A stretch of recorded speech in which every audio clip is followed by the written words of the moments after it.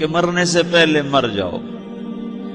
اس وقت اگر میں مر جاتا تو مجھے کوئی گالیاں دیتا تو مجھے کیا نقصان تھا، اور مجھے کوئی نعرے لگاتا میرے لیے تو میرا کیا نفع تھا۔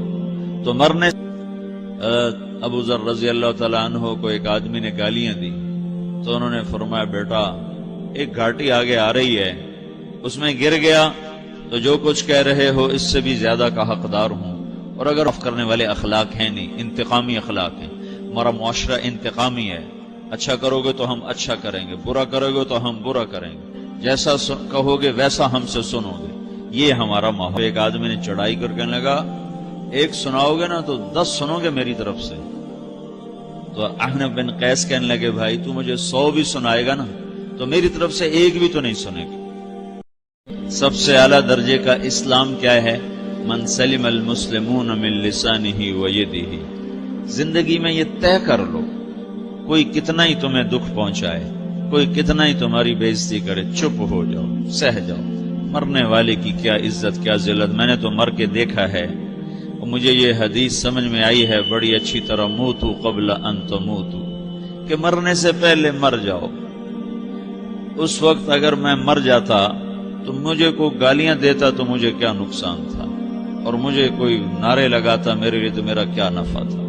تو مرنے سے پہلے مر جاؤ، کوئی تمہیں برا بھلا کہے تو تمہارا کیا نقصان ہے، تمہیں کوئی واہ واہ نعرے لگائے تمہیں کیا نفع ہے۔ اگر اللہ راضی ہے تو مردہ باد اور زندہ باد سے بے نیاز ہو۔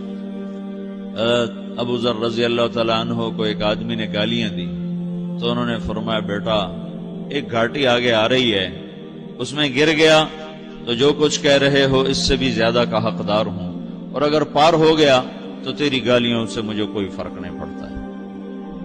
من سلم المسلمون من لسانہ و یدہ موتوا قبل ان تموتوا۔ چونکہ آج کل اخلاق ہیں انتقامی، معاف کرنے والے اخلاق ہیں نہیں، انتقامی اخلاق ہیں۔ ہمارا معاشرہ انتقامی ہے، اچھا کرو گے تو ہم اچھا کریں گے، برا کرو گے تو ہم برا کریں گے، جیسا کہو گے ویسا ہم سے سنو گے، یہ ہمارا ماحول ہے، یہ ہمارا۔ ایک ماں کہہ رہی تھی دوسری ماں کو میرے پترا کدی کسی نے واسطے سلام نہیں کیتا، بڑے فخر سے کہہ رہی ہے، ہمارے اپنے گاؤں کی بات، میرے پترا کدی نہیں کسی نے واسطے سلام کیتا، مائی جڑا کرے انہوں کریں دیں، جڑا نہ کرے انہوں پوچھ دے ہی کوئی نہیں۔ یہ وہ فخر سے کہہ رہی، جو سب سے بڑا عیب ہے وہ سب سے بڑا فخر بنا ہو۔ میرے پترا کدی نہیں کسی نے واسطے سلام کیتا۔ جب ماں باپ نے یہ سبق دیا تو اولاد کا کیا قصور ہے؟ ہمارا معاشرہ انتقامی ہے، ایک کی 10 سنانے کا ماحول ہے، تو آپ 100 کی ایک بھی نہ سناؤ۔ احنف بن قیس رضی اللہ تعالیٰ عنہ پہ ایک آدمی نے چڑھائی کر کے لگا ایک سناؤ گے نا تو 10 سنو گے میری طرف سے۔ تو احنف بن قیس کہنے لگے بھائی تو مجھے 100 بھی سنائے گا نا تو میری طرف سے ایک بھی تو نہیں سنے گی۔ ایک آدمی ان کی بڑی بےزتی کر رہا تھا اور وہ چل رہے تھے اور وہ 100 گالیاں بک رہا ہے۔ جب آ گیا نا قریب شہر تو کہنے لگے دیکھا میرا قبیلہ یہاں رہتا ہے، اگر کسی نے سن لیا نا تو تیری بڑی دھلائی کر دے گا، تو نے جو مجھے گالیاں دینی میں کھڑا ہوں یہیں تو دے لے، تو اپنا سارا زور پورا کر لے تاکہ آگے تجھے کوئی تکلیف نہ پہنچا دے میری وجہ سے۔ تو وہ پاؤں پہ گر کے معافی مانگنے لگا کہ واقعی تو بڑے حلم والا ہے۔ وہ مشہور تھے اپنے حلم میں، بردباری، اور لوگ ان کا امتحان لینے آیا کرتے تھے کہ بھئی کوئی ہے جو احنف کو غصہ دلا دے، تو لوگ ناکام ہو جاتے تھے، ان کو غصہ نہیں آتا۔ ایسے ایک عرب سردار گزرا معن بن زائدہ، وہ بھی اپنے حلم میں بڑے مشہور تھے۔ ایک دفعہ لوگوں میں شرط لگ گئی کہ کوئی ہے معن بن زائدہ کو غصہ دلائے تو ہم اس کو انعام دیں گے۔ تو ایک شاعر نے کہا میں غصہ دلاتا ہوں، تم دیکھنا ایسے سیخ پا ہو جائے گا جیسے جانور۔ تو وہ چلا گیا اس کی مجلس میں، دربار لگا، عرب سردار تھا بہت بڑا، دربار لگا ہوا، تو کہتا السلام علیکم، وعلیکم السلام۔ تو معن بن زائدہ پر ایک دور بڑے فقر کا گزرا تھا، پھر اللہ نے اس کو بہت بڑی سرداری دی، بنو عباس کا بہت بڑا یہ وزیر گورنر تھا۔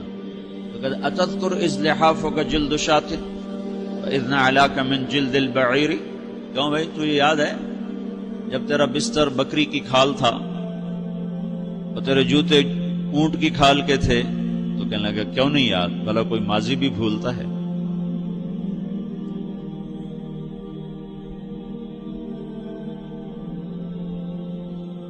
تو وہ کہنے لگا پہلا وار تو خطا کا کہ سبحان الذی اعطاک ملکا وعلمک الجلوس علی السریر، تو پھر ساری تعریفیں تو اللہ کی ہیں جس نے تیرے جیسے کو تخت پہ بٹھا دیا. کہاں بھئی ساری تعریفیں اللہ کی ہیں، میری تو کوئی اوقات نہیں. تو کہنے لگا سأرحل عن دیار انت فیہا وان جار الزمان علی الفقیر، جہاں تیرے جیسا حکمران ہو وہاں مجھے رہنا گوارا ہی نہیں ہے، میں یہاں سے چھوڑ کے نکل جاؤں گا چاہے کتنی تکلیف اٹھاؤں. بڑے دربار میں یہ ایک گورنر اور وزیر سے بات ہو رہی ہے، تو وہ کہتا ہے اچھا بھائی اگر تو ہمارے پاس رہے گا تو ہم تیرا اکرام کریں گے، اور اگر تو جانا چاہتا ہے تو پھر رافقت کا سلام. تو وہ یہ بار بھی خالی گیا تو کہنے لگا فجد لی ابن ناقصۃ بمال.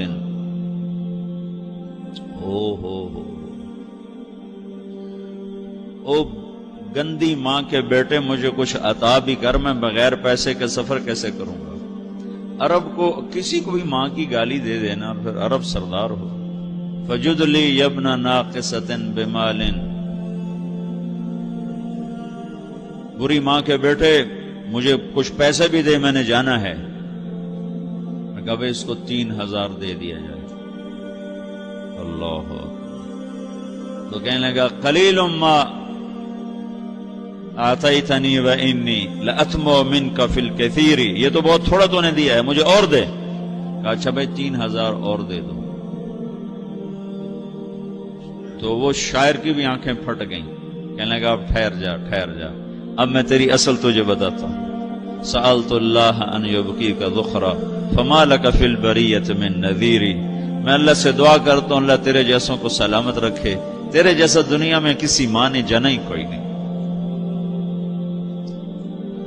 فمنک الجود والافضال حقا وفضل یدیک کالبحر الغزیر، تو ہی سخی ہے، تو ہی کریم ہے، اور سمندر بھی تیری سخاوت کے آگے کچھ نہیں ہے. تو نے کہا اچھا بھائی تو نے ہماری برائی کی، ہم نے تمہیں 6000 دیے، اب تو نے ہماری تعریف کی، اب 10,000 اور دے دو اس کو. باتیں ہی رہ گئیں، باتیں ہی رہ گئیں. کہاں سے لائیں ایسے لوگ؟ ہمارا معاشرہ انتقامی ہے، بدلہ لینے کا ہے، بدلہ لینے کا. تو میرے ساتھ کیا میں نے بھی کرنا ہے. تو اعلیٰ درجے کا اسلام یہ سکھا رہا نہیں چپ ہو جاؤ، سلامت بن جاؤ، سلامتی بن جاؤ، سلامتی کی علامت بن جاؤ. من سلم المسلمون من لسانہ ویدہ. اب وہ سوال کرتا ہے یا رسول اللہ ای الایمان افضل، سب سے اعلیٰ درجے کا ایمان کیا ہے؟ اسلام کیا ہے؟ کلمہ، نماز، روزہ، حج، زکات. اعلیٰ درجے کا اسلام کیا ہے؟ من سلم المسلمون من لسانہ ویدہ. یہ اخلاق کا ادنا درجہ ہے، ادنا درجہ ہے. ادنا درجے پر پہنچ کر آپ اسلام میں اعلیٰ درجے پر آ سکتے ہیں. وہ سوال کرتا ہے ایمان کیا ہے؟ تو آپ نے کہا اللہ پر، فرشتوں پر، کتابوں پر، رسولوں پر، موت کے بعد کی زندگی پر، تقدیر پر. اب ایک اور سائل سوال کرتا ہے ای الایمان افضل، سب سے اعلیٰ درجے کا ایمان کیا ہے؟ تو آپ نے فرمایا حسن الاخلاق، اچھے اخلاق سب سے اعلیٰ درجے کا ایمان ہے. جو آدمی اسلام میں، جو آدمی اخلاق میں، جو مرد عورت اخلاق میں ادنا درجے پر ہوتا ہے وہ اسلام میں اعلیٰ درجے پر پہنچتا ہے. اب اگر وہ اخلاق میں اعلیٰ درجے پر آ جائے تو اب یہ کہاں پہنچے گا؟ اب یہ کہاں پہنچے گا؟ میرا نبی کہہ رہا ہے سب سے اعلیٰ درجے کا ایمان ہے حسن اخلاق، حسن اخلاق. ابو ہریرہ نے پوچھا یا رسول اللہ وما حسن الاخلاق، یہ بھی ایک اور حدیث ہے. یا رسول اللہ حسن اخلاق کیا چیز ہے؟ تو آپ نے 3 چیزیں فرمائی، تصل من قطعک وتعطی من حرمک وتعفو عمن ظلمک. جو تم سے توڑے نہ تم اس سے جوڑو. نہیں کرتا سلام نہ کریں. کوئی ہم چھوٹے باپ کے ہیں؟ ہم تو کبھی بھی نہ کریں، ہم تو کبھی بھی نہ منہ تھوکیں بھی نہیں ہم تو میرا نبی کہہ رہا ہے جو توڑے تم اس سے جوڑو، جو محروم کرے اسے عطا کرو، جو زیادتی کرے اس سے درگزر کرو. یہ 3 کام جو عورت مرد کر لے گا یہ اخلاق کے اعلیٰ درجے میں ہے. جب یہ اخلاق کے اعلیٰ درجے پر پہنچتا ہے تو پھر میرا نبی کیا بشارت دیتا ہے؟ ادنا درجے پر پہنچ کر تو اعلیٰ مسلمان کی بشارت ہے، اور اخلاق میں اعلیٰ درجے پر پہنچ کر میرا نبی کہتا ہے کاد الحلیم ان یکون نبیا، اعلیٰ اخلاق والا بس نبی بنتے بنتے رہ جاتا ہے۔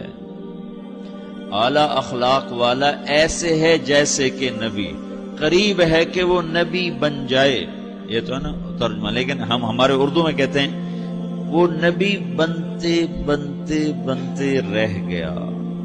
کیا مطلب کہ اس میں اور نبی میں صرف نبوت کا فرق رہ جاتا، باقی وہ سب کچھ حاصل کر لیتا ہے۔ تو یہ سارے دین کا میں نے آپ کو خلاصہ بتایا ہے کہ میری آپ کی ضرورت ہے کہ میرا اسلام اعلیٰ درجے کا ہو، من سلم المسلمون من لسانہ و یدہ، میرا ایمان اعلیٰ درجے کا ہو۔